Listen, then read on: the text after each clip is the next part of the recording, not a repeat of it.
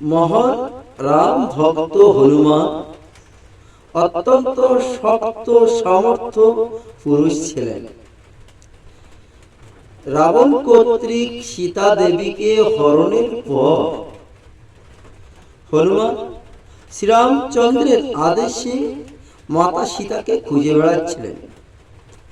তিনি এখানে সেখানে অহর্নিশি পাগলের মতো খুঁজে বেড়াচ্ছেন, কিন্তু মাতা সীতাকে কোথাও খুঁজে পাচ্ছেন না।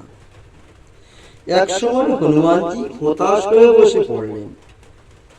হতাশা, দুরাশা, হতোদ্যম হয়ে পড়া, বিষণ্ণতা এসব আজকের আধুনিক সময়ের বিষয় নয়। মহামুনি বাল্মীকির সময়ে ত্রেতা যুগে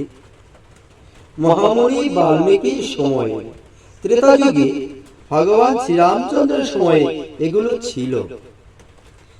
যা হোক, হনুমানজি হতাশ হয়ে ভাবলেন, কি ভাবলেন?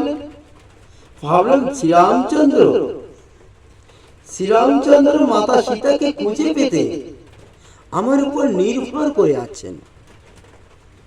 শ্রীরামচন্দ্র মাতা সীতাকে খুঁজে পাওয়ার জন্য আমার উপর নির্ভর করে আছেন। আমি যদি তাকে খুঁজে না পাই, মাতা সীতাকে খুঁজে না পাই, তাহলে শ্রীরামচন্দ্রের তো করুণ দশা, অর্থাৎ রামচন্দ্র হয়তো স্ত্রী বিয়োগে বাঁচবে না। হনুমানজি মনে মনে ভাবলেন, শ্রীরামচন্দ্র যদি বা প্রাণে বেঁচে থাকে, কিন্তু লক্ষণ তো অবশ্যই প্রাণ ত্যাগ করবে। যাক, তারা দুইজনে যদি মারা যায়, তারা দুইজনে মারা গেলে অযোধ্যায় মাতা কৌশল্যা, কইকেয়ী এরাও মারা যাবে। আর এই খবর শুনলে পুরো অযোধ্যাবাসী প্রাণ ত্যাগ করবে।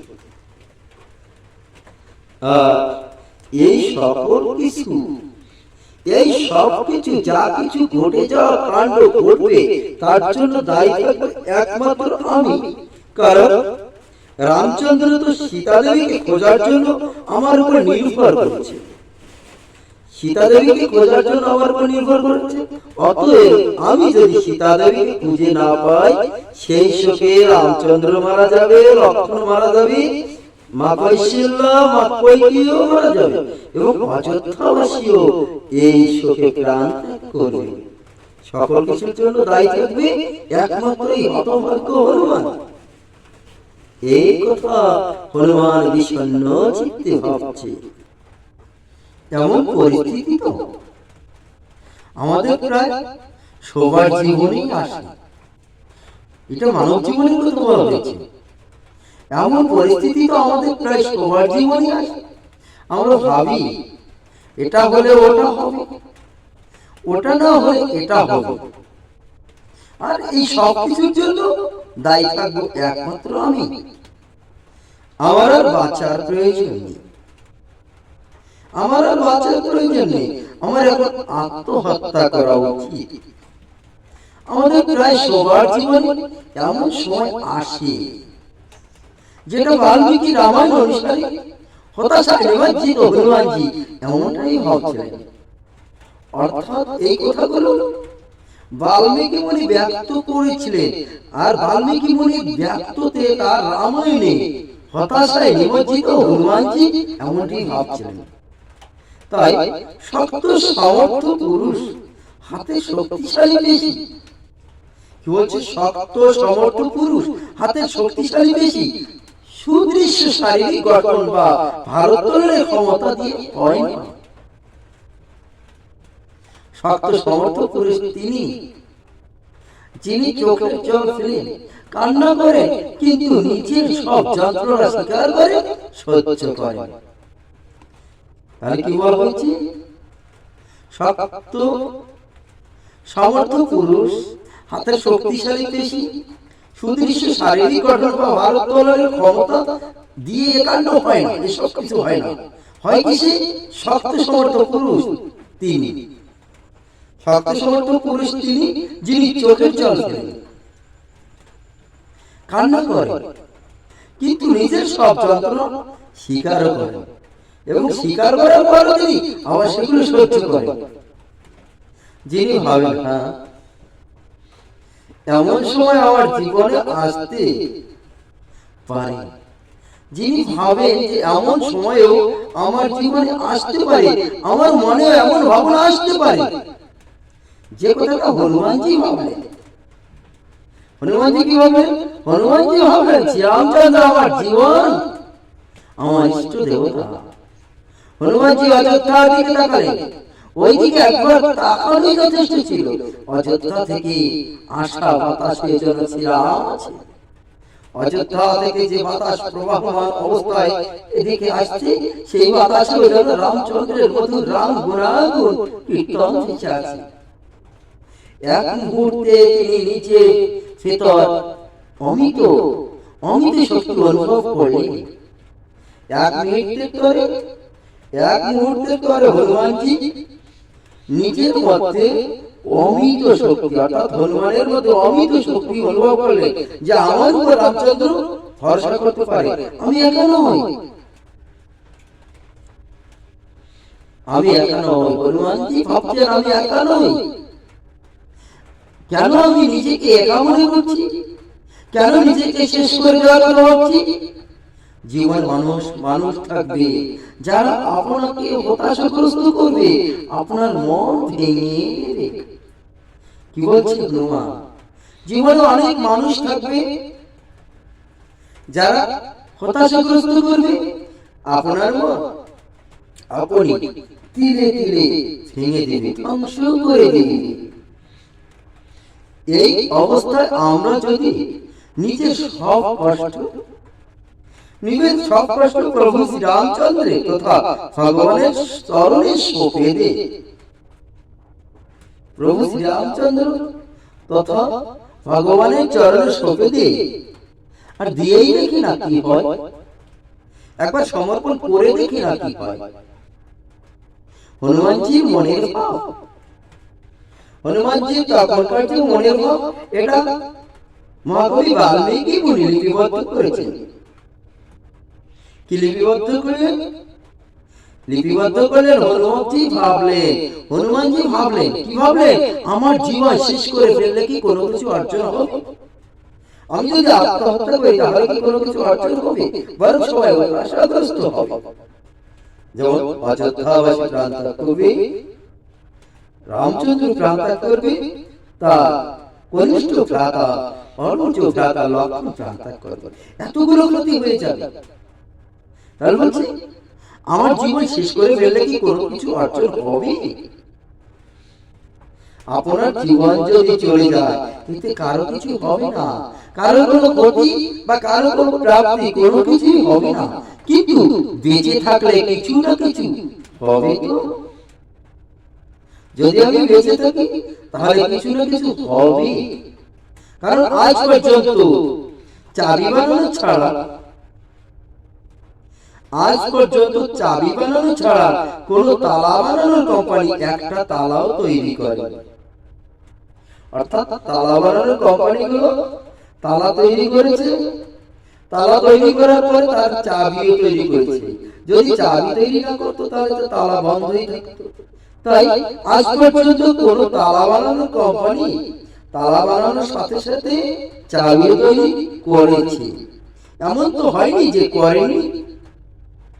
কেউ কি এমন কাজ করে যে ঘর তৈরি করেছে দরজা রাখেনি? কেউ কি এমন কাজ করে যে তালা বানিয়েছে চাবি বানায়নি? তাহলে এটাই যদি করতো তাহলে তালা বানানোর কি প্রয়োজন ছিল? ঘর বানানোর কি প্রয়োজন ছিল? বা পাত্র তৈরি করার কি প্রয়োজন ছিল? পাত্র তৈরি করে দিতে তার মুখ না রাখা। তাহলে ঈশ্বর যিনি, উনি তো সকল কিছু সৃষ্টি করেছেন। তাহলে ঈশ্বর জীবন। তাহলে ঈশ্বরকে জীবন, কর্ম, প্রকৃতি যাই বলুন না কেন, কেন তিনি চাবি ছাড়া তালা বানাবেন? কেন তিনি সমাধান ছাড়া কারো সৃষ্টি করবেন? চাবি চাবি অবশ্যই আছে, দুর্দশায় পড়েছি, এর সমাধান অবশ্যই আছে। আমাকে শুধু একটু খুঁজতে হবে, আমাকে শুধু একটু খুঁজতে হবে।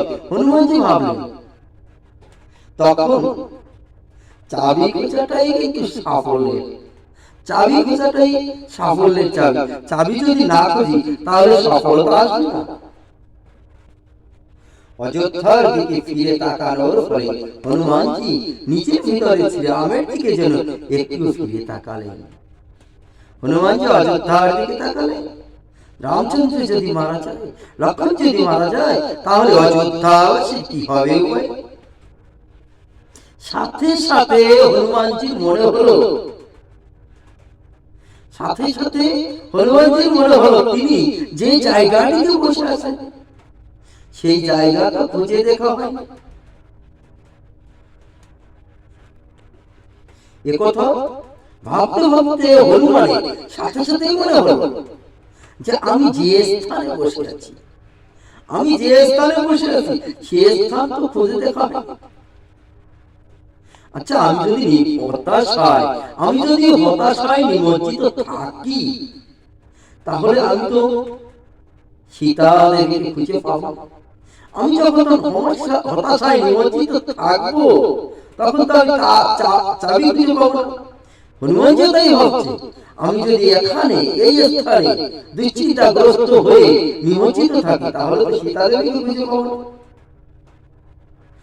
হনুমানজি তখন মনে মনে ভাবলেন আর নিজের ভিতরে প্রভু শ্রীরামচন্দ্রের চরণ আশ্রয় করার ফলে তিনি অনুভব করলেন। হনুমানজি নিজের ভিতরে অর্থাৎ আপন হৃদয়ে শ্রীরামচন্দ্রের চরণ স্মরণ করলেন এবং সেখানে বসে অনুভব করলেন। কি অনুভব করলেন? আমি তো এই অশোক কাননে বসে আছি, অশোক কাননে বসে আছি, তাহলে এই অশোক বনটি আমি তো খুঁজে দেখিনি। এই কথা ভেবে হনুমানজি অশোক বনে প্রবেশ করলেন, অর্থাৎ অশোক বনে ঢুকলেন। এখন দেখেন, যিনি সারা লঙ্কা তন্ন তন্ন খুঁজে, যিনি সারা লঙ্কা তন্ন তন্ন করে খুঁজে এসেছেন, ঠিক এখানে এসে নিজের প্রাণের কথা ত্যাগ করছিলেন। কোথায় এসে? যেখানে সীতা দেবী আছে, অর্থাৎ যেখানে তার সাফল্যের চাবি। হনুমানজি সারা লঙ্কা তন্ন তন্ন করে খুঁজে এসেছে, ঠিক এখানে এসেছে। নিজের প্রাণ ত্যাগ করার কথা, নিজের প্রাণ ত্যাগ করার কথাও ভাবছিলেন। নিজের প্রাণ মনে মনে ভাবে ত্যাগ করবে, আর ঠিক যেখানে বসে ভাবছিলেন নিজের প্রাণ ত্যাগ করার কথা ভাবছিলেন, সেখানেই বসে আছে সীতা দেবী, সেখানেই অশোক, সেখানেই সীতা দেবী করছেন অবস্থান। তাই একটা কথা আমাদের সবার মনে রাখতে হবে, একটা কথা সবসময় মনে রাখতে হবে, কেউ থাকুন বা না থাকুক, কেউ আপনার পিছনে থাকুক বা না থাকুক, কিন্তু ভগবান বা পরমেশ্বর রামচন্দ্র যেমন হনুমানজির পিছনে ছিলেন, তদ্রূপ আপনার পিছনে সেই রামচন্দ্র শ্রী ভগবান অবস্থান করছেন।